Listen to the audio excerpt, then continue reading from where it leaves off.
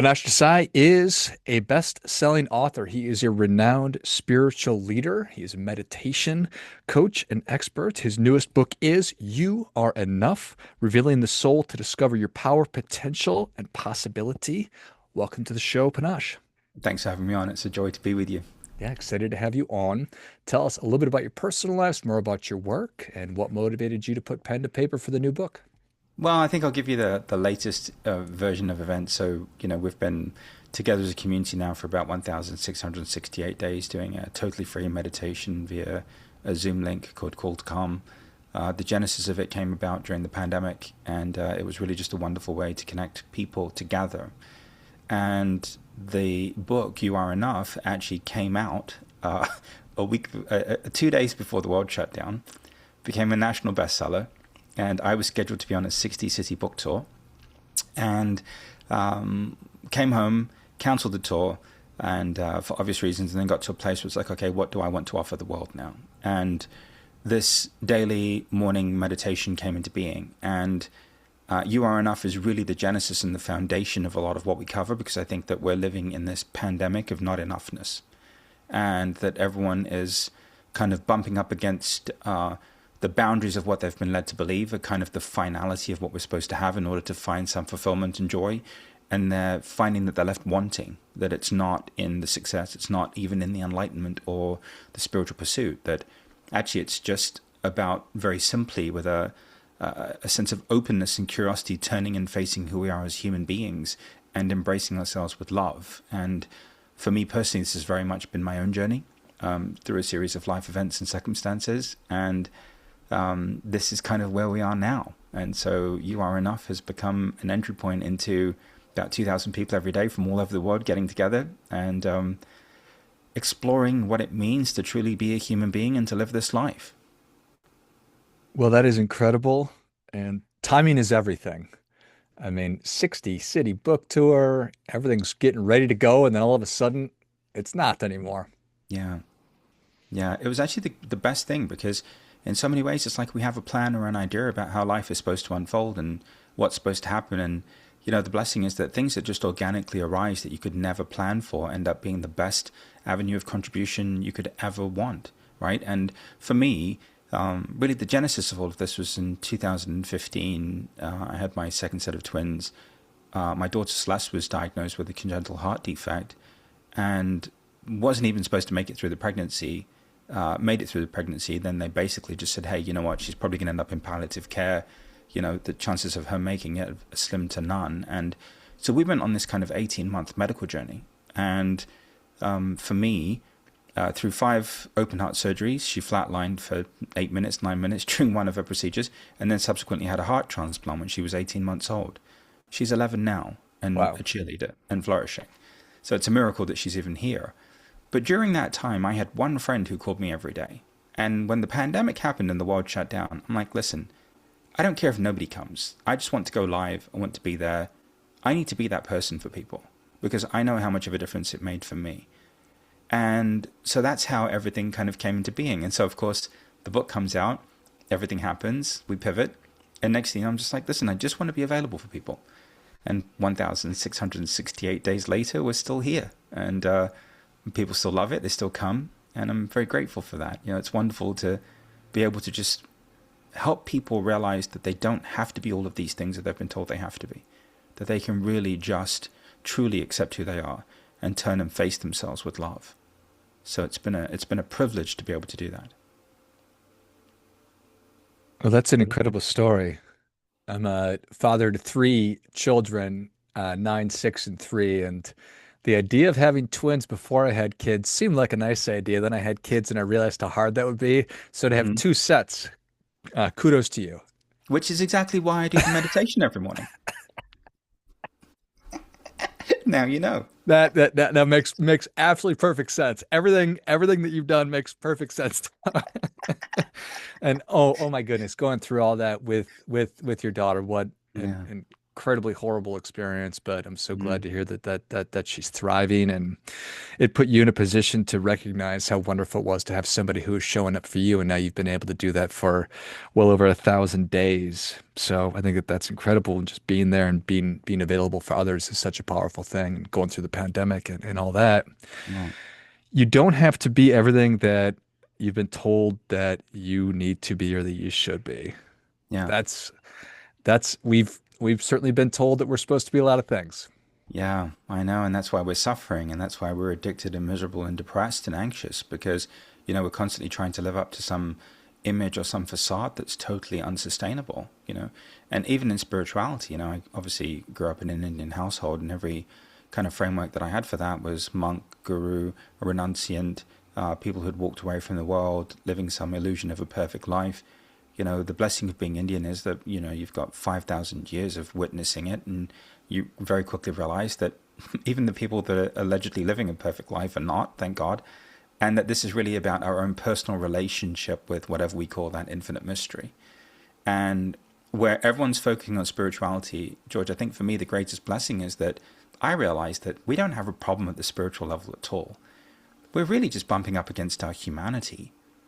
And what we need to do is turn and face our humanity, because our humanity is really a doorway or a gateway into a greater experience of why we're here, right? It's almost like a portal or a doorway into the soul, into the light, into the love, into the present, into all of these things that we know we are.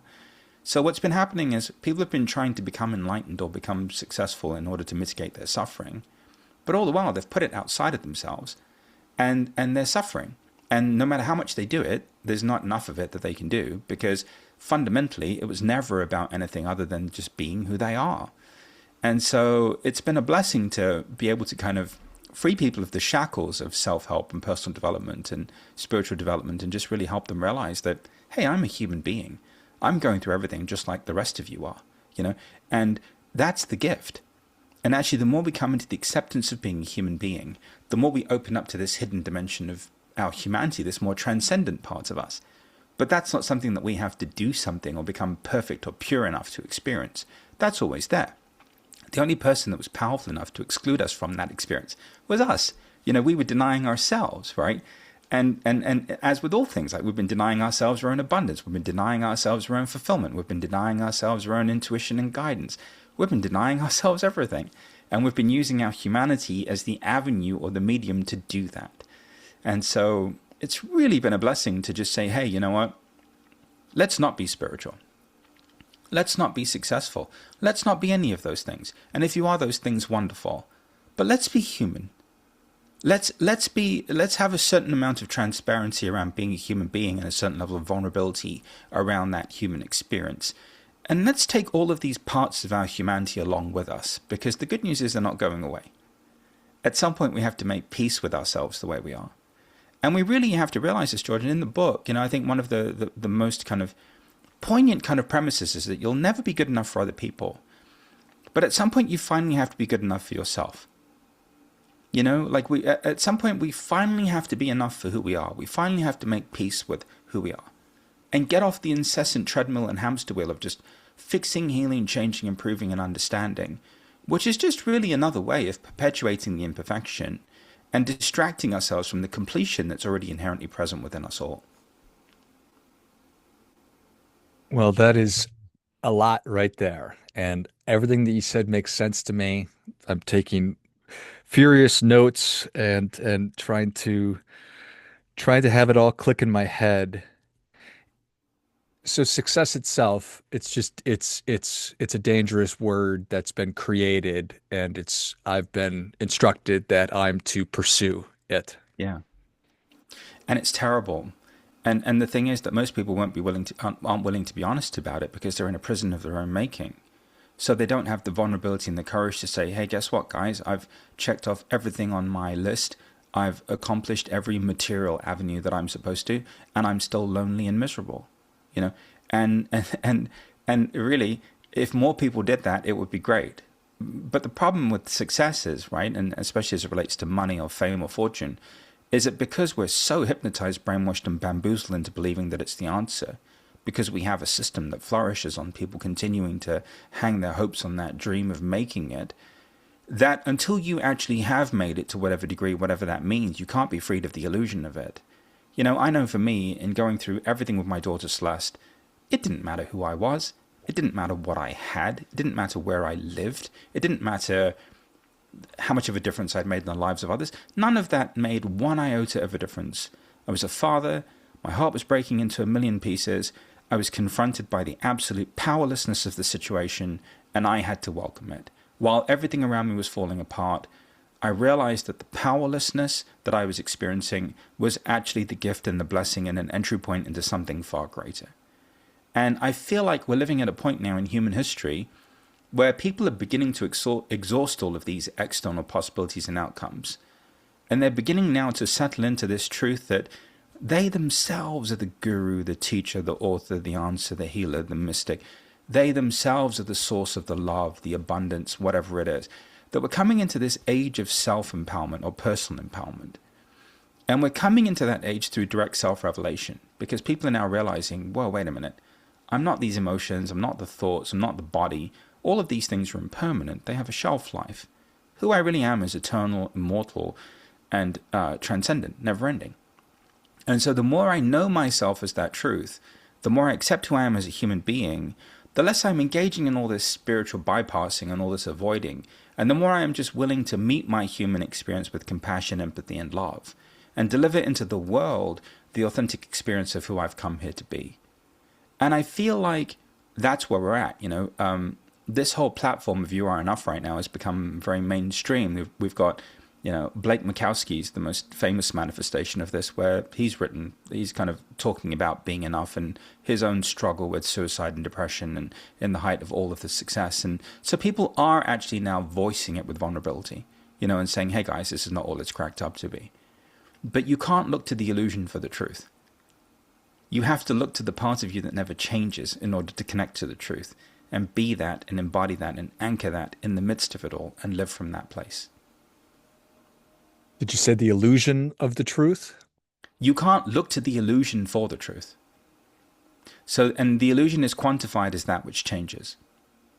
So, for example, emotions, feelings, mind, body, name, identity, material possession, circumstance, all of this is impermanence. It all has a beginning and an end.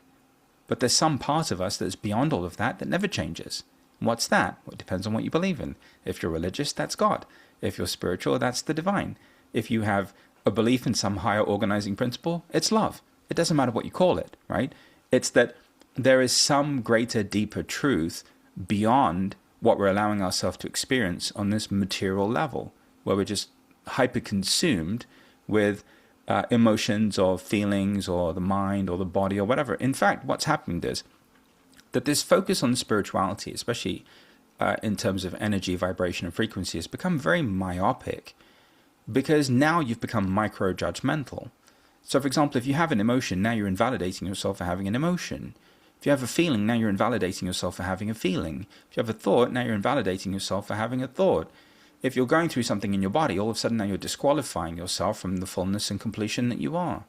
But once you realize that who you really are has nothing to do with any of these things, and it's the constant that never changes, then you can go through all of these things in life with some modicum of grace and ease. And you're not constantly trying to solve the problem of life. Instead, you're just living the experience of life and welcoming everything that's happening as a part of the experience. And so you go from like a fragmented way of being into a very inclusive, holistic way of being as it relates to yourself and your life. Is that hard? It's as hard as you allow it to be or you make it. If you're fundamentally lost in the brainwashing that you're broken and there's no hope for you, then it's extremely hard. But the more you start accepting and embracing yourself and realizing, wait a minute, I am this way, I've always been this way, I'm going to continue to be this way. And the more you get into this place of accepting and embracing, because really for me, the commitment, the consistency, and the repetition is what's made the biggest difference. 1,668 days of people loving and accepting themselves compounds over time. Why? Because it takes a while for us to finally get to a place where we realize that actually, no, the person that we have to accept is ourselves. The person that we have to love and be compassionate with is ourselves, who we really are, right? And so sometimes that can take a minute. But the blessing is, I'm here every day. Come to the meditation, come to the monologue, and come and be empowered in yourself, for the first time ever. Not a teaching, not a technique, not another person, but who you really are. And that's what needs to happen now. Accepting and embracing compassion, empathy, and love. Because what if I'm not happy? What if I don't like this person? It's Well, that's especially more reason to do that, right? I feel like the reason why you have a hard time being you is because you've been looking for love from people who don't love themselves. And because they fundamentally judged and validated themselves and they weren't enough for themselves, well, then they hypnotized, bamboozled, and brainwashed you into believing that you were unlovable or there was something wrong with you. So actually, the truth is, you really don't have a problem being you. You're just living through other people's interpretations of yourself. After a while, you have to start to realize that you've got what it takes to begin to cultivate a loving relationship with who you are. And it's important that we realize that we're not going to like every aspect of ourselves, but it's okay to accept the fact that we don't like it. We can still make peace with it, right? And if we want to live in a sustainable state of connection, then what we have to do is really embrace who we are at the level of our humanity. Because otherwise, we're just ping-ponging or yo-yoing between different states. Most people meditate or go on spiritual journeys or engage in spiritual practices to escape through some form of transcendence. But then they can't sustain that state because every time they're reacquainted with a part of their humanity, they make themselves wrong and they invalidate who they are. But if we're both the transcendent and the human being, then we can have this experience called embodied transcendence. Embodied transcendence is we're totally available for life, we're totally present in the human experience, we're going through everything we're going through, and yet at the same time, we're the part of ourselves that's beyond it. That's just the witness of it, that's just observing it, that's already free of it all, that doesn't die, that was never born. That's the eternal truth of ourselves. how did you figure this out again? I was born this way. And I spent my whole life, walking around the planet, wondering why people didn't love themselves, why they didn't accept themselves, why everyone was trying so hard to be somebody other than who they are, why everyone's just surviving everything, and it's nobody's fault. If you're constantly bombarded with the narrative every day that you're not safe and you're not enough, then that's exactly how you're going to be. You're going to scratch and claw and survive in any way that you can. But once you begin to realize, whoa, wait a minute, the same light that's in me is the same light that's present in everyone and everything. The same love that's in me is the same love that's present in everyone and everything. Well, then you don't have a choice but to love everybody else. Because now all of a sudden everyone is an extension of you. And also, when I mean humanity, I mean the totality of what it means to be human. I'm not cherry picking the definition of human here. So if you're going to accept being a human being, then you have to accept the brutal and the barbaric as well as the benevolent and the beautiful. You can't sidestep any aspect of the human expression, because if you do that, you're deluded. You're basically denying yourself access to the wholeness of who you are, because we're all of it. Every human being is all of it. In any given moment, we're all of it, right? And we have to open our hearts to the totality of it. So much so that we're at peace in the midst of it all, no matter what. And even then, you're going to get upset, you're going to be sad, you're going to be afraid, you're going to not like things, you're going to go through things. But as soon as you come back to your breath, you'll come back to a place of equanimity, of harmony, of peace. And you'll be able to live from that place. Really powerful. We are all of it. The good, the bad, the ugly, the beautiful, all of it. Every one of Yeah, us. thank God. And thank How God boring because would of it it. be if we weren't, right? Exactly. Why is everybody just trying to fit in, Panache? Exactly. Well, and I think that, the biggest thing too is, right, that, at the deepest level, we have belonging because we're all the soul. We're all the same light, love, and presence. So we really do fit in. It's just that we're negating that belonging perpetually at the level of our humanity. It's so interesting that we all want to belong. I think human beings have a desire for belonging. Is that a Mhm. real thing or is that programming? I think somewhat it's the illusion that in nature and certain animals in nature find safety through belonging. So I think human beings are living in the illusion that if we hang out with people that look like us and pray like us and eat like us and speak like us, then we're safe. But what we're forgetting is that to be human is more than just your local construct or local idea around humanity. We're actually a planet full of people that look differently, pray differently, live differently. And so if we find safety just through this small huddling together of people who are the same, then we're missing the greater blessing of being a part of a species where there's diversity. And so for me, it's like, really, I want to feel safe and at ease amongst all of my fellow human beings, not just the human beings that look like me, talk like me, pray like me, vote like me, whatever. Like, there's no safety in that for me. And that's the illusion of safety, right? So we also have to expand our definition. But also the truth is that if we're finding belonging in people who are in pain or in suffering, then naturally we're going to mimic their behaviors and their ways of being.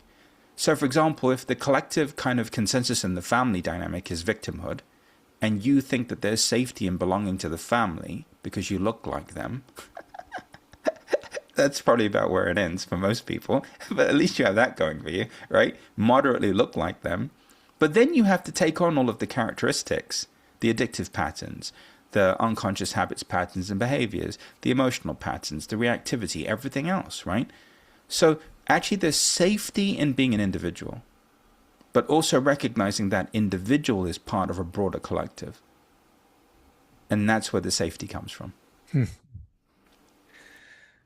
The idea of contentment, is that something that you agree with? How does it fit in, if at all? I personally love it. I love this feeling of fulfillment or contentment. For me, it's just I feel peaceful.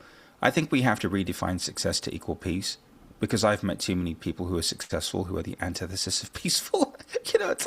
It's like listen, this is really not helping you. Like we've got to get you to a place where you can finally make peace with yourself so you can enjoy your life. So I think we've got to redefine everything around a feeling tonality, of peace, and really help us recognize that actually maybe it's about being peaceful, and maybe we're in that state of peace. And I use that word on purpose because really what we are is beyond language, but peace is really a good entry point linguistically into an experience that I cannot articulate in words, right? So peace is a good foundation. And if success equals peace, then you can build your whole life around that, right? You just make everything peaceful, And the illusion is that you can't be peaceful and generate exponentially. But actually, if you want to generate exponentially, the only way that you can do that is to be at peace. So many people build companies and businesses and, and everything based on this foundation of pain and or the avoidance of pain, and it always crumbles around them. They can never sustain it. It comes tumbling down as fast as it goes up because they built the whole thing on quicksand. So the only way to have it be sustainable is to be at peace and to operate from that place of peace. And so if we all of a sudden start to look at it in that terms, or start to use that as an entry point into a deeper experience, well, now we're pulling on a thread that kind of takes us in a direction that's back to ourselves. I have a bit of a hard time believing that there's anything that you cannot articulate in words. So, but I will There's take your word for it. there's a lot we can't articulate in words. For sure. I'm I'm Yeah, I'm I'm I know, I working to pay know, you a compliment. So, I know. Thank well, you. well, Panache, thank you for all of this. Thank you for coming on. Thank you for your work. Thank you for your consistency. Thank you for your leadership. Where can people learn more? How can they join the meditation? Where can they get their copy of You Are Enough? And where do we find all things Panache? I think the best place to start is probably the website because I can't keep up with everything anymore. It's just panachedesai.com. It's PANACHEDESAI.com. If I'm not mistaken, the book's available on Amazon and all booksellers nationally, globally. So check it out if it resonates with you. I actually narrated the audio version. So in the event that you're an audiobook person, it's actually me speaking to you. So if that sounds good, do that. But just know this, please. You're not broken. You don't need to be fixed. You don't need to be healed. You don't need to be changed. You don't need to be improved. You're actually adorable. And every part of you is lovable. And at some point, it's time to make peace with that. And it's time to make peace with the human being that you are. so that you really can be at peace with yourself and really enjoy this wonderful thing called being human forever you're blessed enough to be here for. If that sounds like a great idea, come to Cold Calm, absolutely free, and come and experience yourself. Come and experience the truth of who you are beyond all of this. It's time. I love it. Well, if Yeah. you enjoyed this as much as I did, show Panache your appreciation. Share today's show with a friend who also appreciates good ideas. Go to panachedesai.com, PANACHEDESAI.com. Check out everything that we've been talking about today and so much more. Pick up your copy of You Are Enough on Amazon or wherever you buy your books. We'll certainly link all those in the notes of the show, as well as where you can find the meditation community also. Thanks again, Panache. Thanks for having me on. It's been a joy. Until next time, remember, do your part by doing your best.